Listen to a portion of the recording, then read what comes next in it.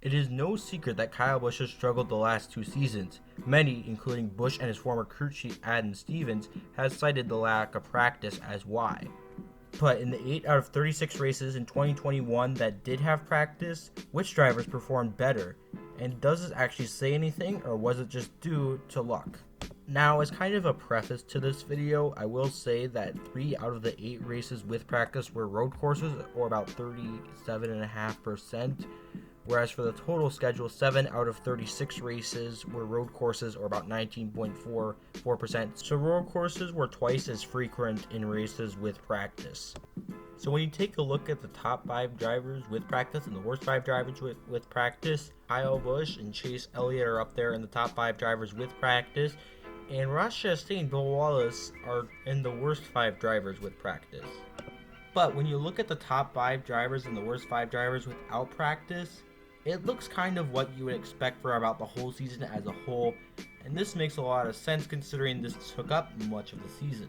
But what does the differences show? This is where things get interesting. In terms of average finish, Ricky Stenhouse Jr. finished 6.235 positions better in races with practice.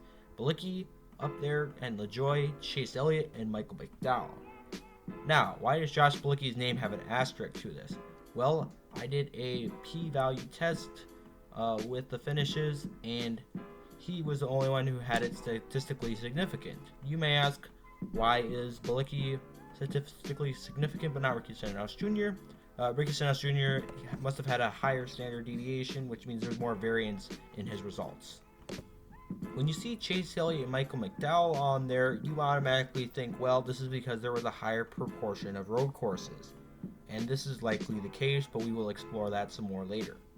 Now, with practice, Martin Truex Jr. really struggled, averaging nearly 10 positions worse. Chastain, Bell, Wallace, and Blaney are also on this list. Now, to minimize luck of finishes and look strictly at their performances, we can look at driver rating, which basically takes a driver's performance and rates it based on your average running position, laps led. So it kind of minimizes a lot of DNFs and misfortunes. In races with practice, the top 5 is the same as it was earlier.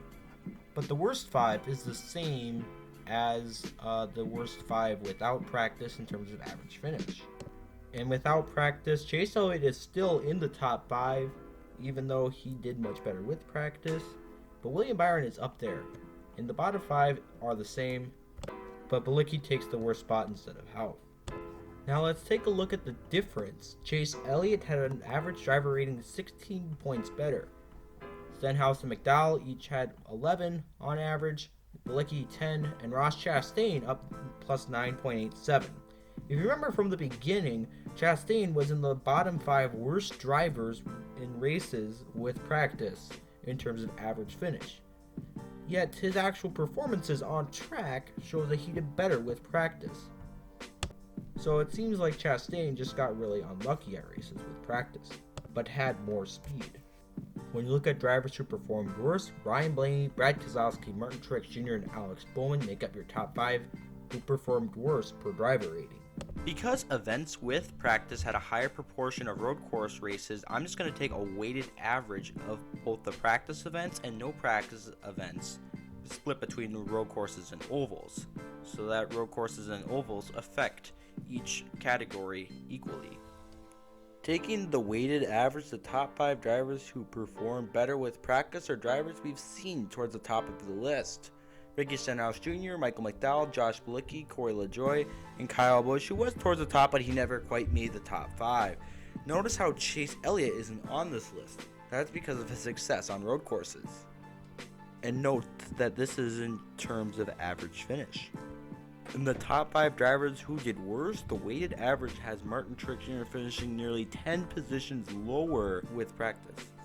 Ryan Blaney, Christopher Bell, Ross Chastain, and Bubba Wallace also make this list. The same 5 without the weighted average, albeit in a different order. And here's the full list in case you're curious. A positive number means they're better with practice, and a negative number means they performed worse with practice. Now, practice and qualifying are coming back in 2022, but it is very limited, and I don't believe in many cases you're able to make many adjustments to the cars.